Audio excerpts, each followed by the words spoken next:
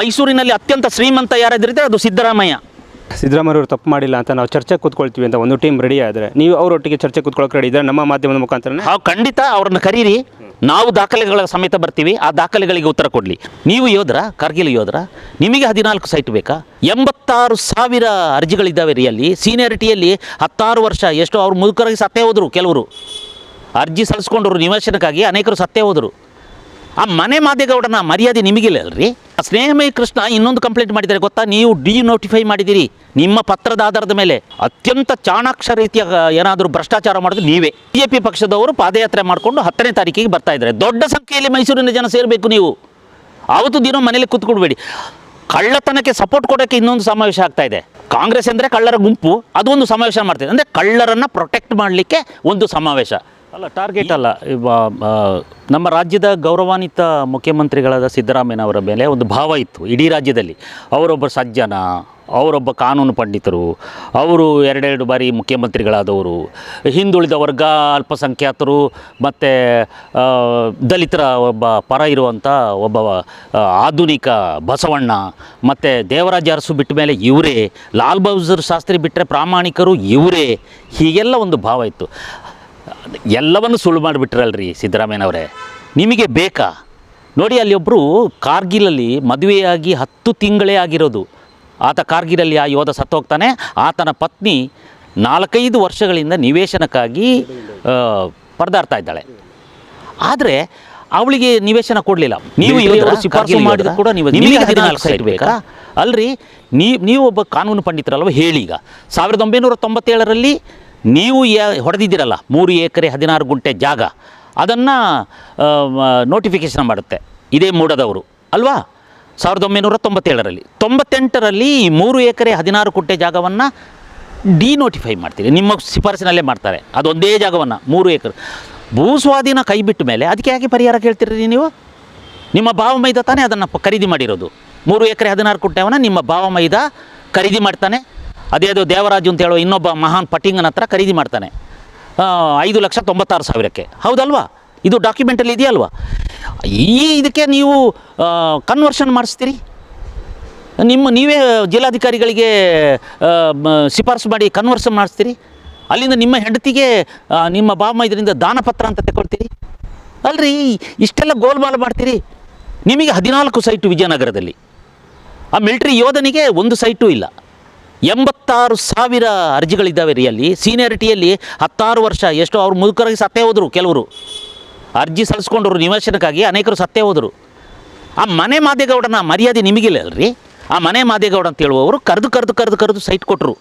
ಅವರಿಗೆ ಮನೆ ಮಾದೇಗೌಡ ಅಂತ ನೀವೇ ಅಲ್ಲೂ ರೀ ಕಳೆದ ಸರಿ ಅವರಿಗೆ ರಾಜ್ಯೋತ್ಸವ ಪ್ರಶಸ್ತಿ ಕೊಟ್ಟಿದ್ದು. ನಾಚಿಕೆ ಆಗೋದಿಲ್ಲ ನಿಮಗೆ?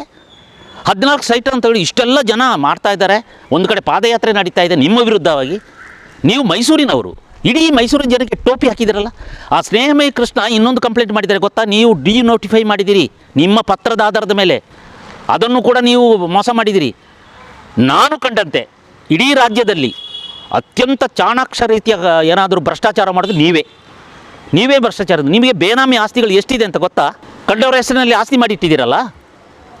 ನೀವು ಇಷ್ಟೊತ್ತಿಗೆ ಯಾವನಾದರೂ ಮುಖ್ಯಮಂತ್ರಿ ಆಗಿದ್ದರೆ ನೋಡ್ರಿ, LK ಅದ್ವಾನಿಗೆ ಪಾರ್ಲಿಮೆಂಟಲ್ಲಿ ಆರೋಪ ಮಾಡಿದಾಗ ತಕ್ಷಣ ರಾಜೀನಾಮೆ ಕೊಟ್ಟರು. ನಾನು ಈ ಆರೋಪದಿಂದ ಮುಕ್ತವರೆಗೆ ಈ ಪಾರ್ಲಿಮೆಂಟ್ ಪ್ರವೇಶಿಸೋದಿಲ್ಲ ಅಂತ. ನೀವು ಬಂಡರಾಗಿ ಕೂತಿದ್ದೀರಿ. ನಾನು ಮೈಸೂರಿನ ಜನತೆಗೆ ಹೇಳ್ತೀನಿ, ಅವರಿಗಿಂತ ಬಂಡರು ನೀವು ಅಂತ. ನೀವು 86,000 ಅರ್ಜಿ ಹಾಕಿದವರು ಯಾಕೆ ಸುಮ್ಮನಿದ್ದೀರಿ? ಮೈಸೂರಿನ ಜನ ಇದೊಂದು ಸಾಂಸ್ಕೃತಿಕ ನಗರ, ಇದನ್ನು ದಳ್ಳಾಳಿಗಳ ನಗರ ಮಾಡಬೇಡಿ. ನಾನು ಕೊಡಗಿನವನು, ನನಗೇನು ಇಲ್ಲಿ ಬಂದು ಆಗಬೇಕಾಗಿಲ್ಲ. ಆದರೆ ನಾನು 3 ವರ್ಷ ರಂಗಾಯಣದಲ್ಲಿದ್ದ ಋಣವನ್ನು ತೀರಿಸಬೇಕಾಗಿದೆ. ನಾನು ಈ ಮೈಸೂರಿಗೆ ಬಂದು 3 ವರ್ಷ ಇಲ್ಲಿ ಕೆಲಸ ಮಾಡಿದಾಗ ಇಲ್ಲಿನ ಜನರ ಸಜ್ಜನಿಕೆ, ಇಲ್ಲಿನ ಜನರ ಪ್ರಾಮಾಣಿಕತೆ ಕಂಡು ನಾನು ಬೆರಗಾಗಿದ್ದೆ. ಸಾಂಸ್ಕೃತಿಕ ನಗರ ರೀ ಇದು ಮೈಸೂರು, ದಳ್ಳಾಳಿಗಳಿಗೆ ನಗರ ಮಾಡಬೇಡಿ ಅಂತ ಕಂಪ್ಲೇಂಟ್ ಮಾಡಿದ್ದಾರೆ. ಸಿದ್ದರಾಮಯ್ಯನ ವಿರುದ್ಧವಾಗಿ ಕಂಪ್ಲೇಂಟ್ ಮಾಡಿದ್ದಾರೆ. ಹೌದು, ಯಾಕೆಂದರೆ ನಾನು ಸಿದ್ದರಾಮಯ್ಯನ ಪತ್ನಿಯ ವಿರುದ್ಧ ಮಾಡಿದ್ದೀನಿ. ಆ ದೇವರಾಜು ಅಂತ ಹೇಳುವಂಥ ಪಟಿಂಗನ ವಿರುದ್ಧ. ಅದು ಮೈಲಾರಾಯನ ಜಾಗ, ಅದನ್ನು ದೇವರಾಜು ಹೊಡೆದಿರೋದು. ಅದನ್ನು ಇವರ ಭಾವಮೈದ ರಿಜಿಸ್ಟರ್ ಮಾಡ್ಕೊಂಡಿದ್ದು, ಕನ್ವರ್ಷನ್ ಮಾಡ್ಕೊಂಡಿದ್ದು, ಅದು ಮಲ್ಲಿಕಾರ್ಜುನ ಸ್ವಾಮಿ ಅಂತ. ಇವರ ವಿರುದ್ಧ ನಾನು ಲಕ್ಷ್ಮೀಪುರಂ ಪೊಲೀಸ್ ಠಾಣೆಯಲ್ಲಿ ಕಂಪ್ಲೇಂಟ್ ಮಾಡಿದ್ದೀನಿ. ಯಾಕೆಂದರೆ ಇನ್ನೊಬ್ಬರಿಗೆ ಹೇಳೋ ಮೊದಲು ನಾನು ಕರೆಕ್ಟಾಗಿ ಅದನ್ನು ಪಾಲಿಸಬೇಕು ಅಂತ ಮೊದಲು ನಾನು ಕಂಪ್ಲೇಂಟ್ ಮಾಡಿದ್ದೀನಿ. ಇಷ್ಟು ಹೊತ್ತಿಗೆ ಒಂದು 106 ಕಂಪ್ಲೇಂಟ್ ಆಗಬೇಕಾಗಿದೆ. ಇದೊಂದು ದಗಲುಬಾಜಿ ಪ್ರಕರಣ. ಅದು ಮುಖ್ಯಮಂತ್ರಿಯೇ ಸ್ವತಃ ಮೈಸೂರಿನವರು ಎಂಥ ಬೋಂಗು ಬಿಡ್ತಾರ್ರಿ. ಎಷ್ಟು ಜನಕ್ಕೆ ಈಗ ಎಣ್ಣೆ ಸವರಿಸ್ತೀರಿ? ಸಾಧ್ಯ ಇಲ್ಲ. ನಾನೊಂದು ಮನವಿ ಮಾಡ್ತೇನೆ, ಈ ಪಕ್ಷ ಯಾವುದಾದ್ರಲ್ಲಿ BJP ಪಕ್ಷದವರು ಪಾದಯಾತ್ರೆ ಮಾಡಿಕೊಂಡು 10ನೇ ತಾರೀಕಿಗೆ ಬರ್ತಾ ಇದ್ದಾರೆ. ದೊಡ್ಡ ಸಂಖ್ಯೆಯಲ್ಲಿ ಮೈಸೂರಿನ ಜನ ಸೇರಬೇಕು. ನೀವು ಆವತ್ತು ದಿನ ಮನೇಲಿ ಕೂತ್ಕೊಡ್ಬೇಡಿ. ಕಳ್ಳತನಕ್ಕೆ ಸಪೋರ್ಟ್ ಕೊಡೋಕ್ಕೆ ಇನ್ನೊಂದು ಸಮಾವೇಶ ಆಗ್ತಾ ಇದೆ. ಕಾಂಗ್ರೆಸ್ ಅಂದರೆ ಕಳ್ಳರ ಗುಂಪು, ಅದೊಂದು ಸಮಾವೇಶ ಮಾಡ್ತಿದೆ. ಅಂದರೆ ಕಳ್ಳರನ್ನು ಪ್ರೊಟೆಕ್ಟ್ ಮಾಡಲಿಕ್ಕೆ ಒಂದು ಸಮಾವೇಶ. ಈ ಮೈಸೂರಿನ ಜನತೆಯಲ್ಲಿ ನಾನೊಂದು ಪ್ರಾರ್ಥನೆ ಮಾಡಿದೆ, ಅವತ್ತೊಂದು ದಿನ ನೀವು ದೊಡ್ಡ ಸಂಖ್ಯೆಯಲ್ಲಿ ಸೇರಿ ಈ ಸಿದ್ದರಾಮಯ್ಯನವರಿಗೆ ಒಂದು ಉತ್ತರ ಕೊಡಬೇಕು ನಾವು. ಯಾಕೆಂದರೆ ಧ್ವನಿ ಎತ್ತದಿದ್ದರೆ ಇನ್ಯಾರ್ರೀ ಧ್ವನಿ ಎತ್ತಾರೆ? ಕಂಪ್ಲೇಂಟ್ ಈಗ ರಾಜ್ಯಪಾಲರು ಕೂಡ ಅಶೋಕಾಸ್ ನೋಟಿಸನ್ನು ಇಶ್ಯೂ ಮಾಡಿದ್ದಾರೆ. ಈಗ ಅವ್ರ ಮೇಲೆ ಕೂಡ ಕಾನೂನು ಕ್ರಮಕ್ಕೆ ಇವರು ಕೂಡ ಮಾತಾಡ್ತಿರುವಂಥದ್ದು ಎಷ್ಟು ಮಟ್ಟಿಗೆ ಸರಿ ಇದು? ಇದು ಹೇಗೆ ಅಂದರೆ, ಈಗ ಈ ಪೊಲೀಸರು ಕಳ್ಳನನ್ನು ಹಿಡಿಯಕ್ಕೆ ಬರ್ತಾರಲ್ಲ, ಆಗ ಕಳ್ಳ ಅಂತ ಕಿರ್ಚ್ಕೊಳ್ಳೋದು, ಜನರಿಗೆ ಕನ್ಫ್ಯೂಸ್ ಆಗಿ ಪೊಲೀಸರನ್ನ ಇಟ್ಕೊಂಡು ಬಡಿತಾರೆ, ಈ ಪೊಲೀಸೇ ಕಳ್ಳ ಅಂತ. ಅದೇ ಥರ ಈಗ ಈ ಕಳ್ಳನಿಗೆ ಶೋಕಾಸ್ ನೋಟಿಸ್ ಮಾಡಿದ್ದಾರೆ ರಾಜ್ಯಪಾಲರು. ಈಗ ಈ ಕಾಂಗ್ರೆಸ್ನವರು ಈ ಕಳ್ಳರೆಲ್ಲ ಸೇರ್ಕೊಂಡು ಕಳ್ಳ ಅಂತ ರಾಜ್ಯಪಾಲರು ಹೇಳೋದು. ರಾಜ್ಯಪಾಲರದ್ದು ಕೆಲಸ ಏನು? ಆಡಳಿತದಲ್ಲಿ ಕಳ್ಳತನ ಆದರೆ ಅದ್ರ ಬಗ್ಗೆ ಎಚ್ಚರಿಕೆ ವಹಿಸೋದು. ಆ ಕೆಲಸವನ್ನು ರಾಜ್ಯಪಾಲರು ಇವತ್ತು ಮಾಡಿದ್ದಾರೆ. ಶೋಕಾಸ್ ನೋಟಿಸ್ ಕೊಟ್ಟರೆ ತಪ್ಪೇನು? ಉತ್ತರ ಕೊಡಿರಿ. ನಾನು ಕದ್ದಿಲ್ಲ ಅಂತ. ಬೇನಾಮಿ ಆಸ್ತಿಯಲ್ಲಿ ಮೈಸೂರಲ್ಲಿ ಎಷ್ಟು ಆಸ್ತಿ ಹೊಡೆದಿದ್ದೀರಿ ನೀವು? ಎಷ್ಟು ಆಸ್ತಿ ಹೊಡೆದಿದ್ದೀರಿ? ಯಾರ್ಯಾರ ಹೆಸರಿನಲ್ಲಿ ಮೈಸೂರಿನಲ್ಲಿ ನಿಮ್ಮ ಆಸ್ತಿ ಇದೆ? ನೀವೇನು ಬಡವರ, ಹಿಂದುಳಿದ ವರ್ಗದವರ ನೀವು ನಿಜವಾಗಿಯೂ? ಮೈಸೂರಿನಲ್ಲಿ ಅತ್ಯಂತ ಶ್ರೀಮಂತ ಯಾರಾದ್ರಿದ್ರೆ ಅದು ಸಿದ್ದರಾಮಯ್ಯ. ದಾಖಲೆಗಳ ಸಮೇತ ಹೇಳ್ತೀರಾ ಇದನ್ನು? ಖಂಡಿತ. ಯಾಕೆಂದರೆ ಅವರಿಗೆ ಸ್ನೇಹಮಯಿ ಕೃಷ್ಣರವರು ಇವರು ನೋಟಿಫೈ ಮಾಡಿದ ಒಂದು ಕೇಸನ್ನು ರಾಜ್ಯಪಾಲರಿಗೆ ಕೊಟ್ಟಿದ್ದಾರೆ. ನೋಡ್ರಿ, 1400 ಕೋಟಿ ತಾಲೂಕ್ ಪಂಚಾಯತಿ ಜಿಲ್ಲಾ ಪಂಚಾಯತಿ ಆಸ್ತಿ, ಅದು ಹಣ ನಮ್ಮ ಬಜೆಟ್ನಲ್ಲಿ ಇಟ್ಟ ಹಣ, ತಾಲೂಕ್ ಪಂಚಾಯತ್ ಜಿಲ್ಲಾ ಪಂಚಾಯತಿದು ಉಳಿತಾಯ ಆದ ಹಣ 1400 ಕೋಟಿ. ಅದನ್ನು ವಿಧಾನ ಪರಿಷತ್ ಸದಸ್ಯರಾದ ಅರುಣ್ ಕುಮಾರ್ ಅವರು ಪ್ರಶ್ನೆ ಮಾಡಿದ್ದಾರೆ. DH ಶಂಕರಮೂರ್ತಿ ಅಂತ ಇದ್ರಲ್ಲ, ಅವರ ಮಗ ಅರುಣ್ ಕುಮಾರ್ ಅಂತ. ಅವರು ನೀವು ಉತ್ತರ ಕೊಟ್ರಾ? ಆ 1400 ಕೋಟಿಯನ್ನು ನೀವು ಈ ಪುಕ್ಸಟೆಗೆ ಬಳಸಿದ್ದೀರಿ. ನಾಚಿಕೆ ಆಗೋದಿಲ್ಲ ನಿಮಗೆ? ಸುಳ್ಳು ಹೇಳ್ಕೊಂಡು ಅಧಿಕಾರಕ್ಕೆ ಬಂದು ಮೊದಲು 14 ಸೈಟನ್ನು ಬಿಡಿ, ಇಲ್ಲದಿದ್ದರೆ ಆ ಯೋಧನ ಪತ್ನಿಗೆ ಒಂದು ಸೈಟ್ ಕೊಡಿ, ಆಗ ನಿಮ್ಮನ್ನು ನಾವು ಗೌರವಿಸ್ತೀವಿ. ಯೋಧರು ಸುಮಾರು ಜನ ಹಾಕಿದ ಅಪ್ಲಿಕೇಶನ್ ಹಾಕಿದ್ದಾರೆ ಸರ್. ನನ್ನ ಹತ್ರನೂ ಕೂಡ ಬಂದು ಕಂಪ್ಲೇಂಟ್ ಮಾಡಿದರು.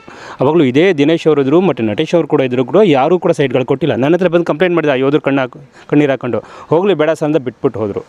ಸೊ ಇದೆಲ್ಲ ಕೂಡ ಒಂದು ಮೆಸೇಜ್ ಆಗಬೇಕು. ಈಗ ನೀವು ಕಂಪ್ಲೇಂಟ್ ಕೊಟ್ಟದ್ದು ನೆಕ್ಸ್ಟ್ ಹೋರಾಟ ಏನು ಸರ್? ನಾನು ಕಂಪ್ಲೇಂಟ್ ಕೊಟ್ಟಿದ್ದು ಜನಜಾಗೃತಿಗಾಗಿ. ನಾನು ಪುಕಾರ್ ಕೊಟ್ಟಿದ್ದು, ನಾನು ಮೊದಲು ಪುಕಾರ್ ಕೊಡದಿದ್ದರೆ ನಾನು ಹೇಗೆ ಹೇಳೋದು ಇನ್ನೊಬ್ಬರಿಗೆ ಪುಕಾರ್ ಕೊಡಿ ಅಂತ? ನಾನು ಮೈಸೂರಿನ ಜನತೆಯಲ್ಲಿ ಯಾರೆಲ್ಲ ನಿವೇಶನಕ್ಕಾಗಿ ನೀವು ಅರ್ಜಿ ಬರೆದಿದ್ದೀರಿ, ಕಂಪ್ಲೇಂಟ್ ಕೊಡ್ರಿ. ಜಿಲ್ಲಾಧಿಕಾರಿಗೆ ಕಂಪ್ಲೇಂಟ್ ಕೊಡಿ, ಕಮಿಷನರ್ಗೆ ಕಂಪ್ಲೇಂಟ್ ಕೊಡಿ. ಲೂಟಿಕೋರರೆಲ್ಲ ಕೂತ್ಕೊಂಡ್ಬಿಟ್ಟಿದ್ದಾರೆ ಚಕ್ಕಳ ಮಕ್ಕಳು ಹಾಕ್ಕೊಂಡು. ನೀವು ತಡೆಯೋಣ. ನಾವು ಹೇಳೋದು ಏನಂದರೆ, ಒಂದು ಧ್ವನಿ ಎತ್ತೋಣ ರೀ. ನಾವೆಲ್ಲ ತೆರಿಗೆದಾರರು, ನಮಗೆ ಯಾಕೆ ಭಯ? ನಾವು ತೆರಿಗೆ ಕಟ್ಟಿಲ್ವಾ? ಸರ್ಕಾರದಲ್ಲಿ ತೆರಿಗೆ ಕಟ್ತಾ ಇಲ್ವಾ? ಇನ್ನು ಪುಕ್ಸಟೇನಾ? ಈಗ ಆಯಿತು, ಇವಾಗ ಸಿದ್ದರಾಮಯ್ಯ ಅವರು ತಪ್ಪು ಮಾಡಿಲ್ಲ ಅಂತ ನಾವು ಚರ್ಚೆ ಕೂತ್ಕೊಳ್ತೀವಿ ಅಂತ ಒಂದು ಟೀಮ್ ರೆಡಿ ಆದರೆ, ನೀವು ಅವರೊಟ್ಟಿಗೆ ಚರ್ಚೆ ಕೂತ್ಕೊಳ್ಳೋಕೆ ರೆಡಿ ಇದ್ದಾರೆ ನಮ್ಮ ಮಾಧ್ಯಮದ ಮುಖಾಂತರ? ಖಂಡಿತ ಅವ್ರನ್ನ ಕರೀರಿ, ನಾವು ದಾಖಲೆಗಳ ಸಮೇತ ಬರ್ತೀವಿ. ಆ ದಾಖಲೆಗಳಿಗೆ ಉತ್ತರ ಕೊಡಲಿ. ಒಂದು ಅಭಿವೃದ್ಧಿಯಾದ ಜಾಗವನ್ನು ರಸ್ತೆಯಾಗಿ, ಪಾರ್ಕಾಗಿ, ಮತ್ತು ಒಳಚರಂಡಿಯಾದ ಜಾಗವನ್ನು ಮತ್ತೆ ಹೇಗೆ ಕನ್ವರ್ಷನ್ ಮಾಡಿದ್ರಿ? ಅದು ಕೃಷಿ ಭೂಮಿ ಅಂತ ಯಾವನ ಮೂರ್ಖ ಮುಟ್ಟಾಳ ಜಿಲ್ಲಾಧಿಕಾರಿ ಕೊಡ್ತಾರೆ. ಅದನ್ನು ಹೇಗೆ ರೀ ಕನ್ವರ್ಷನ್ ಮಾಡೋದು? ರಸ್ತೆಯಾಗಿ ಪಾರ್ಕ್ ಆಗಿರೋ ಜಾಗವನ್ನು ಅದನ್ನು ಕೃಷಿ ಭೂಮಿ ಅಂತ ಕೊಡ್ತಾರಲ್ರಿ. ಅದು ಸಿದ್ದರಾಮಯ್ಯನ ಆಡಳಿತದಲ್ಲಿ ಮಾತ್ರ ಸಾಧ್ಯ ಈ ಥರ ವರದಿ ಕೊಡಲಿಕ್ಕೆ. ಓಕೆ, ಸೊ ಯಾರಾದರೂ ಚರ್ಚೆಗೆ ಬಂತು ಅಂದರೆ ನಾನು ನಿಮ್ಗೆ ಕಾಲ್ ಮಾಡ್ತೀವಿ ಸರ್, ನೀವು ಬಂದು ಚರ್ಚೆ ಕೂತ್ಕೊಂಡು. ಖಂಡಿತ. ಯಾಕೆಂದರೆ ನಾವು ಮಾತಾಡೋದು ಆಧಾರ ದಾಖಲೆಗಳನ್ನು ನೋಡಿ, ಸ್ನೇಹಮಯಿ ಕೃಷ್ಣರವರ ದಾಖಲೆಗಳನ್ನು ನೋಡಿದ ಮೇಲೆ ಇವರು ಎಂಥ ಕಳ್ಳರು ಅಂತ ಗೊತ್ತಾಗಿದೆ. ಹಾಗಾದರೆ ಸ್ವತಃ ಸಿದ್ದರಾಮಯ್ಯನವರು ಇಷ್ಟೊತ್ತಿಗೆ, ನಾನು ಹೇಳೋದು, ಒಂದು ತಪ್ಪು ನಡೆದು ಹೋಗುತ್ತೆ. ತಪ್ಪು ನಡೆದು ಹೋದಾಗ ಅದನ್ನು ಅರ್ಥ ಮಾಡಿಕೊಂಡು, ಇಲ್ಲ ಈ 14 ಸೈಟನ್ನು ನನಗೆ ಗೊತ್ತಿರಲಿಲ್ಲ, ಇಷ್ಟೆಲ್ಲ ಗೋಲ್ಮಾಲಿದೆ ಅಂತ ನಾನು ಈ 14 ಸೈಟನ್ನು ಬಿಟ್ಟಿದ್ದೀನಿ ಅಂತ ಹೇಳಬೇಕಾಗಿತ್ತಲ್ವ. ಬಿಟ್ಟಿದ್ರೆ ಇವತ್ತು ಸಿದ್ದರಾಮಯ್ಯ ಗ್ರೇಟ್ ಆಗ್ತಿದ್ರು. ಎಲ್ಲ ಅದನ್ನು ಹೊಡ್ಕೊಂಡು ಕೂತಿದ್ದಾರೆ. ಈ ಥರ ಎಷ್ಟು ಹೊಡೆದಿದ್ದೀರಿ ನೀವು ಹೇಳಿ ದಯವಿಟ್ಟು. ಓಕೆ, ಚೆನ್ನಾಗಿ ಸೈಟನ್ನು ಬಿಟ್ಟು ತನಿಖೆಗೆ ಒಳಪಡಿಸಿ, ತನಿಖೆಯಲ್ಲಿ ತಪ್ಪಿಲ್ಲ ಅಂತಂದಾಗ ವಾಪಸ್ ತೊಗೊಂಡಿದ್ರು ಆಗ್ಬೋದಾಗಿತ್ತು. ಈಗ ನಾನು ಹೇಳೋದೇನೆಂದರೆ, ಈಗ ವಿರೋಧ ಪಕ್ಷದವ್ರನ್ನ ಕಟ್ಟಿ ಹಾಕಲಿಕ್ಕೆ ಇದೊಂದೇ ಸಾಕಿತ್ತು, ಎಲ್ಲರ ಬಣ್ಣ ಬಯಲಾಗ್ತಿತ್ತು. ಅವತ್ತು ಇವರೇ ಹೇಳ್ತಾ ಇದ್ದಾರಲ್ಲ, BJPಯ ಕಾಲದಲ್ಲೇ ನನಗೆ ಸೈಟ್ ಕೊಟ್ಟಿದ್ದು ಅಂತ. ಹಿಡಿಬೋದಾಗಿತ್ತಲ್ಲ ಕಳ್ಳರನ್ನ. ಇವರೇ ಸೈಟನ್ನು ವಾಪಸ್ ಕೊಟ್ಟು BJPಯವರ ಮೇಲೆ ಕೇಸ್ ದಾಖಲಿಸ್ಬೋದಾಗಿತ್ತಲ್ಲ. ಯಾಕೆ ದಾಖಲಿಸಲಿಲ್ಲ? ನೀನು ತಿನ್ನು, ನಾನು ತಿಂತೀನಿ, ಇಬ್ಬರು ಸೇರ್ಕೊಂಡು ತಿನ್ನೋಣ ಅಂತ. ಒಬ್ಬರು ಫೈಲನ್ನು ಇನ್ನೊಬ್ಬರು ನೋಡೋದಿಲ್ಲ. ಅಲ್ಲಿ ಒಂಥರ ಕಾಂಪ್ರಮೈಸ್ ಈ ಮೂಡೋದಲ್ಲಿ.